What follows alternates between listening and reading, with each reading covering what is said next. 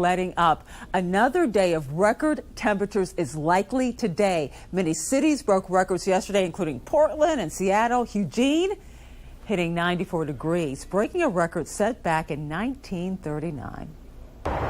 These summer-like temperatures had people outdoors and soaking up the sun. Battalion Chief Peter Davis tells me since Friday they've had about 7 trail rescue calls for potential heat exhaustion. He adds early in the season is when they experience a lot more calls because people aren't used to the heat. People are excited to get out and experience that and may not realize it can be hotter away from the water. They may not realize how hard the hike is, or they may not be prepared for it. People like John Hostler and his family took their bikes out for a spin, and he said that he's doing what he can to prepare for the summer heat. We don't have air conditioning in our house, so we have to use the little units. And then trying to get outside. We have sprinklers, trampoline, we'll put it under the sprinkler, try to make sure we stay hydrated, lots of water. Well, this heat wave is also bringing wildfire concerns. Battalion Chief Davis said they've responded to a brush fire in Mason County and another one in Black Diamond. Anytime you have some wind and the dry weather, and especially in the afternoon, the conditions become more and more difficult. With some areas possibly seeing 90-degree weather, people tell me they're trying to stay cool by being outside in the shade and getting their homes ready for the hotter weather. We had to deal with it over the summer. It was pretty brutal, so we stayed cool, though, and survived through it. But this year, we're going to definitely get a couple more AC units. And we are coming off another active severe weather weekend. Dozens of tornadoes reported in 6 states, with multiple reports in both Iowa and Nebraska. In Texas, 1 person is dead and 11 others injured after a tornado touched down early Saturday morning. It happened in the small community of Laguna Heights, not far from Brownsville in South Padre Island along the Mexican border. The National Weather Service says the tornado was an EF1 with wind speeds up to 110 miles an hour. Many of the injured were crushed after their mobile homes collapsed. Other damage includes uprooted trees, damaged cars, and also roofs blown off of homes. A viewer in the Texas Panhandle sent us, our station there, this video of a funnel cloud. Folks there really caught a break compared to the damage and injuries in other states. That's because it's rare for a cold air funnel cloud to cause any damage. Of course, we'd love to see your weather videos or even pictures. Send them to this station via Chime In or to the National Weather Desk on our social media platforms. And take a look at this right here. What happened in St. Louis last night. In just 3 hours, up to 6 inches of rain fell in some places. All of that rain quickly flooded some streets, trapping people inside of their cars. The fire department responded to at least 15 cars from drivers who needed help. No one was injured. All the roads are back open this morning. More rain, though, could fall on Missouri tonight. Heavy rain hit Texas over the weekend, but most areas avoided major flooding. In Austin, there's a trail that floods so often that trail designers had to create a way for it to be sustainable. Chicago Windler shows us how they did it. Central Texas is the heart of Flash Flood Alley, one of the most flood-prone areas in the entire country. Here on the Violet Crown Trail in southwest Austin, a team of trail-building professionals have created a one-of-a-kind bridge design to withstand significant flooding. Bikers and hikers like Maureen McCormick frequent the Violet Crown Trail. This is becoming one of our favorites because it's just beautiful. We planned a trail all the way from Zilker Park, 30 miles one way down into Hayes County. Rule number 1, keep the water off the trail. George Kofer with the Hill Country Conservancy and professional trail builder Tim Eischen have discovered that's easier said than done. Flooding at every stream crossing. So, of course, Barton Creek, and then you've got Williamson Creek, Slaughter Creek further down. It's dry right now, but given rain in the appropriate location, you can expect this to rise in a hurry. How fast? Matter of minutes. Matter of minutes. In certain cases, Halloween flood, we're talking over my head. Eischen says you can't stop a flood like that, but you can design for it. One of a kind. There's not another one like this that exists in Austin, and I'm not sure anywhere else, especially because of the steel cable breakaway railing. Here's how it works. These red connectors are designed to break away at a force of 750 pounds. If a tree comes, hits this railing, the cables break away, allow the debris to flow downstream, and at the end of the flood, we come untangle the wires, replace the connector, and we've got our railing back minimal expense. Then there's the trail itself. What we're walking on now is a stabilized, decomposed granite material. We utilize an organic binder to hold the aggregate together, help prevent erosion. There's also a technique called armoring. This rock that you see here prevents water from finding its way between the finished surface and the road base below it. Construction on the next segment of this flood-resilient trail starts this summer. Have a good day before it rains. In Southwest Austin, I'm Chicago Windler for the National Weather Desk. Now to California, where a lake that reappeared after a winter of heavy rains and snow is still causing major concern. Residents in Central California are worried that the water level in the once dormant Lake Tulare will continue to rise, causing damage to homes and businesses in the area. But now state officials are stepping in to address the issue. Liz Gonzalez has more. This right here already represents a lot of heartache. We're well aware of the farmers who've already lost their shops, farm workers who are out of work. In a span of months, this land in Kings County has gone from fields and dairies that feed the world to a massive lake, Tulare Lake, which now measures about 20 miles long and 8 miles wide, according to Kings County Sheriff David Robinson. We expect that there'll be water in this lake bottom for the next year or two. So this is not a short event. And even more water is on the way. This is the biggest snowmelt year on record. A threat Governor Gavin Newsom assessed on a visit last month. Thursday, he announced that the state will pay to raise the levee protecting the city of Corcoran by about 4 feet across more than 14 miles. Kings County Board of Supervisors Chairman Richard Valley says this will spare locals another property tax hike to cover the cost. He adds the impact stretches far beyond city limits. The governor is protecting many stakeholders that could be affected if that water were to breach over that levee. Among them, Corcoran State Prison and all those who work there, and the businesses that rely on the money they spend. I think the residents here now can probably sleep a lot more peacefully. We look forward to the day when this is dry again. The hurricane season starts on June 1st, so now is a good time to get ready before a storm hits. Meteorologist Michael Enrenberg has some tips. We can get storms, though, outside of the hurricane season. We've had them every month but one, and in mid-May, typically we see storms originating in the Caribbean or the southwestern Atlantic. And there's a reason for that. Those are the only areas in the Atlantic basin that are warm enough this time of year to be able to foster the development of storms. You can see water temperatures are in the upper 70s and low 80s. Still pretty marginal, though, off the southeast coast. Right now, we don't see anything out there, so this is a good time to kind of get your hurricane season supply checklist up to date. You get water, 1 gallon per person for 7 days, non-perishable foods you can stock up with, fill prescriptions, take out cash from the ATM, resupply that first aid kit, battery-powered LED lights, and no-weather radio. You might make sure that you have those, and solar or battery-powered portable chargers are a good thing to have as well. And if you're getting tired on weather right here on Earth, we've got some good news. Civilian space travel may soon be getting a bit closer to reality. A California startup says it will use a SpaceX rocket to launch what it hopes will be the first world-class commercial space station into orbit. The launch goal date, August 2025. It hopes to then sell 4 crew seats on the first mission to the outpost. No word yet on how much those tickets are going to actually cost. And coming up on the National Weather Desk, we'll hear from a man who had a close encounter with a shark while kayaking near Hawaii, and it was all caught on camera.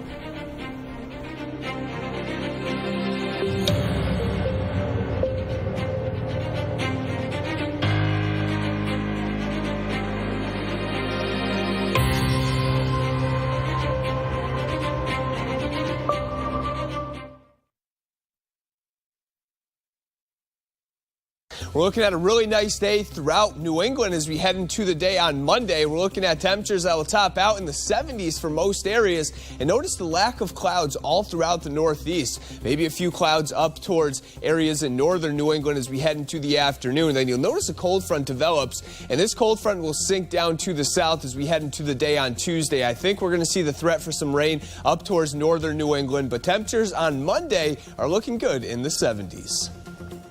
I'm meteorologist Jonathan Myers, and here's a look at the Mid-Atlantic region. Up and down 95, well, kind of changeable weather depending on where you are. Maryland, Delaware going to have some clearing as we head into early Monday. Now down south toward Richmond and Roanoke could have some showers, and those could linger much of the day over central and southern portions of Virginia. A real nice day over the northern half of the area, though, with fair weather high pressure, the main weather maker there. Temperatures in the mid-70s in Baltimore, cooler near 70 Roanoke. That's the scene here.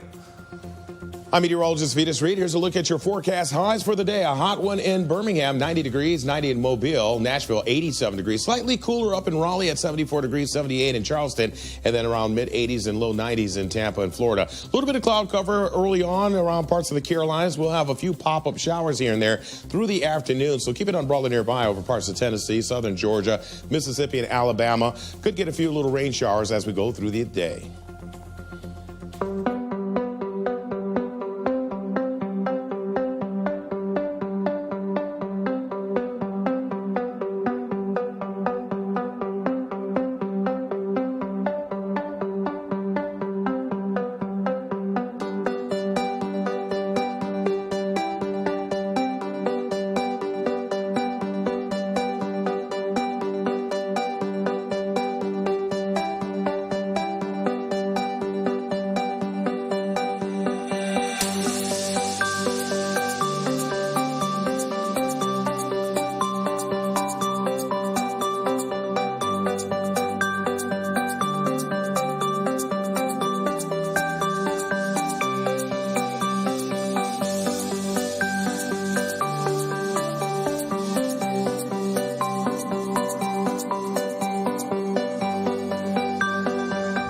Watching the National Weather Desk. Imagine for a moment you are kayaking when out of nowhere, a shark attacks your boat. Not only did that just happen to a man off the coast of Hawaii, but is sharing the video of his close encounter. Tom George has the story. Oh! Tiger shark! Tiger shark ran me. It looks like a scene from the movie Jaws, and for Scott Haraguchi, an experience so scary, he says if he didn't catch it on video, people probably wouldn't believe him. It's incredibly bad luck, but incredibly good luck to capture it. Scott was out fishing on his kayak over a mile offshore from Kualoa in shallow waters. He had the GoPro turned on because he had just caught a fish, and he forgot to turn it off. That's when this happened. And I heard a whooshing sound that sounded like a boat, like heading towards me without the motor. And I looked up, and I saw this big, wide brown thing, which my brain thought was a turtle. But then I got slammed by it, and then I realized it was a tiger shark. He was able to kick the shark away and even kept on fishing. It wasn't until he looked back at his video that he realized just how lucky he was. He doesn't know why it happened, but says after the attack, he also saw a wounded seal. So I'm thinking that the shark actually disabled and wounded the seal, let it die, or was waiting for it to die, came back and thought I was the seal and attacked me instead. The marks on the kayak pretty small, and Scott not hurt, just shaken up. Just happy to live to tell the tale of the one he's glad got away. I realized that life is short, time is short on earth. Make the most of it, be nice to people, all that stuff. Tiger shark ran me. After months of planning and development, a 3D printed artificial reef is now in the water. The reef made from concrete is from the Florida Oceanographic Society. Not only will it act as a home for fish and also turtles, it will also help with much needed underwater growth. Dylan Huberman is in West Palm Beach, Florida, with a closer look at the new reef. After months of planning and development, the 3D printed reef now sits here in Florida Oceanographic Society's 750,000-gallon Gamefish Lagoon. So excited. I mean, this took so long. It couldn't be more fulfilling. 3D printed concrete reef was lowered into the Florida Oceanographic Society's Gamefish Lagoon in Stewart, residing about 4 feet below the surface. Not only will it act as a home for fish and the turtles beneath, but it will also foster much-needed growth. That textured material on it that will allow growth. There's already growth on it. In 2 days, we already see algae growing on it. Using one of the few vertical 3D printers in the U.S., Stewart-based company printed patios shaped more than a mile of concrete into the reef. The concrete naturally comes out at a high pH level, which is not conducive to coral growth, but when it's exposed to the elements before being submerged, the pH level matches the water, and then it's a conducive environment for things to start growing. CEO Justin D'Angelo says this may only be the beginning, though. He says real coral can actually be incorporated into these printed reefs. They're actually growing real corals in a lab, and they're growing them on plugs. And the plugs can be inserted into the concrete as we're printing. And then when the reef is submerged, they'll take the living corals and plug them into the plugs underwater. So you'll already have an artificial reef with real coral growth on it, and it'll jumpstart that development. Printed Patio and the Oceanographic Society aren't the only ones ecstatic about the future, though. What was really exciting is that our loggerhead turtle used the reef within 2 hours of it being put in the lagoon. So I think even though I might feel really great about it, it was really the kind of the seal of approval from Lily within those 2 hours of getting it in the tank. D'Angelo says more artificial reef projects are on the way, potentially before the end of the year. You may be making your spring and summer fun list as the weather continues to warm up, and we have one option. Meteorologist Amy Aronson looks into how science and weather impacts when you can go up and away in a beautiful hot air balloon. We are actually standing within the basket of a hot air balloon. We're going to test this thing out, see how science and weather impacts what we're doing here. I'm lucky enough to be joined by Charles Blair, who's a balloonist. He runs this whole operation. First, let's talk the science of it all. I know hot air rises. That's kind of the premise of all this operation?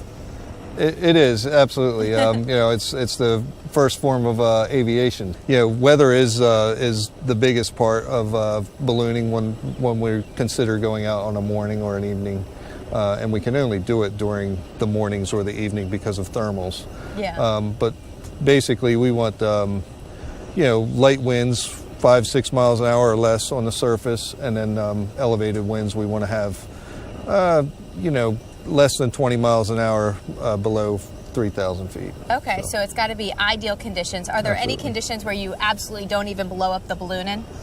Yeah, we go out, and sometimes there's fog. We don't want any precipitation either. So sometimes we go out and we have to cancel on the field because of, the conditions weren't necessarily what the forecast had said. So. Okay, well, we're lucky now. We can actually get this thing up and off the ground, right? Absolutely. So how do you make that happen? What's the process here? A little bit of fire in it. Okay, should we do it? You want to try it?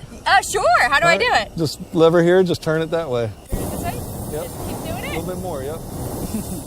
Well, climate scientists at the National Center for Atmospheric Research have made headlines with a recent study on the connection between the devastating Australian brush fires and the growing intensity of La Nina events. Emily Gracie sat down with one of those experts to find out how a fire 10,000 miles away can affect our weather right here in the U.S.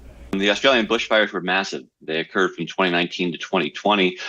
And they spanned a good part of the eastern part of the country. So that's where all the main forests are in Australia. So they emitted a ton of smoke to the atmosphere, and the winds in turn carried that smoke around the southern hemisphere, which is really the interesting climate aspect of this. Clouds need a surface to form on, and the smoke particles from these fires provided that surface. And so the cloud droplets actually became smaller, and the clouds themselves lasted longer. And this had the effect of reflecting more sunlight back to space and cooling the southern hemisphere in much the same way that a volcanic eruption would. So we were going to be in an El Nino anyway, correct? There was a possibility of a La Nina anyway, so the cold state of the Pacific Ocean. That was possible. Some of the forecast systems said we might go La Nina, some didn't. This amplified the chances of a La Nina, and it amplified the chances of a sustained La Nina over several years, which is, of course, what ended up happening. And then what does an intense La Nina mean weather-wise for the United States? Generally, the southwest of the U.S. is very dry during La Nina, and in fact, that's what happened. We had this record drought, and it was a sustained record drought, so it wasn't just one season. The La Nina lasted for 3 years, and so you'd expect the drought to continue perhaps, but this past year is a good example of how sometimes you have aberrations from the expectation. And so we actually had a pretty wet winter in the western U.S. Can you make any assumptions about timeline of when the fires end and when the impacts end? Well, that's a great question. And in fact, we were surprised by how long the impacts tended to reside. We think there may be a tie for what's going on right now. So right now we're going from a La Nina into an El Nino event. And at the end of these sustained La Nina events, we think that this rapid transition to El Nino may be more likely as well. So there may be some lingering effects that we're still witnessing. And a reminder to check out our podcast, Off the Radar. New episodes drop every Tuesday. The one coming out tomorrow is all about the weather on Mars. You can find Off the Radar wherever you get your podcast. And time now for a short break. As we go to break, we take to the skies over Ramard Island in Green Bay, Wisconsin.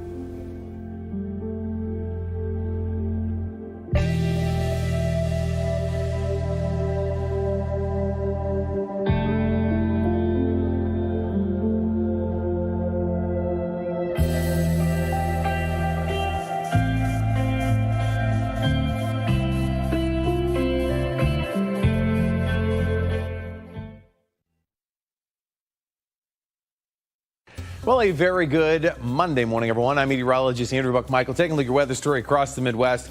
Area of low pressure giving rain across the Ozarks and Missouri as we head through the day today, and some scattered rain out towards the Ohio Valley as well. That does shift its way eastward heading into the day tomorrow, but you got plenty of sunshine. Look, it's 81 in Bismarck for your Tuesday. Getting into your Wednesday, got a little bit of rain starting to move its way into the plains, while most of the Midwest and the Ohio Valley dealing with plenty of sun on Wednesday. Good Monday morning. I'm meteorologist Joe DiCarlo. Look at our forecast across the region. Well, we will start off the week with scattered showers, especially across a good portion of Texas, south and central Texas, seeing some possibility of some heavy downpours, but it is going to be scattered in nature from Austin, San Antonio, down towards Houston and Corpus Christi. Up to the north, a little bit drier and cooler, 60s in Oklahoma today. Overnight, we're mostly cloudy, but mainly dry with temperatures in the 60s, and then another small rain chance across the region as we head throughout your Tuesday with temperatures in the 70s and 80s. Good morning. I'm meteorologist Rebecca Stevenson. Here's what's happening across the West. We have record-breaking heat up and down the West Coast. This is a heat advisory that extends from the Pacific Northwest all the way down to the San Joaquin Valley. Temperatures into the upper 80s. Very early in the season to have this kind of heat. And now we've got a storm system moving from Nevada up into eastern Oregon that will spawn numerous thunderstorms across parts of Oregon, Idaho, and Washington. That's the scene from here.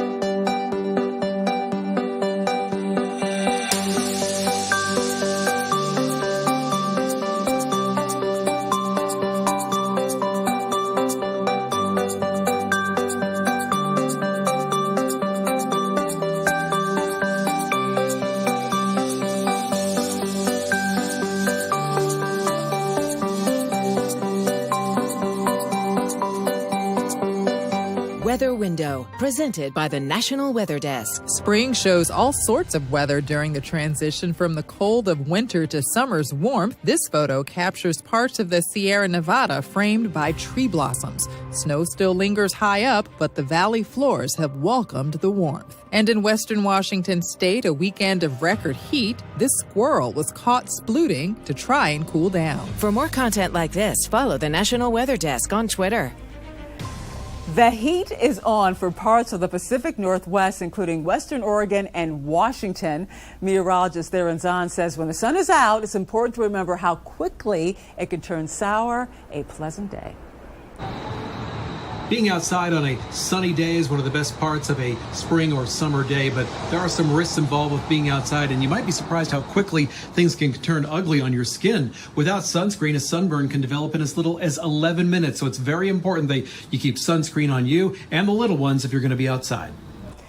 And we love to share your weather content on the air. You can find us on all of your favorite social media platforms, Facebook, Twitter, Instagram, YouTube. Just search the National Weather Desk, and we will be right back.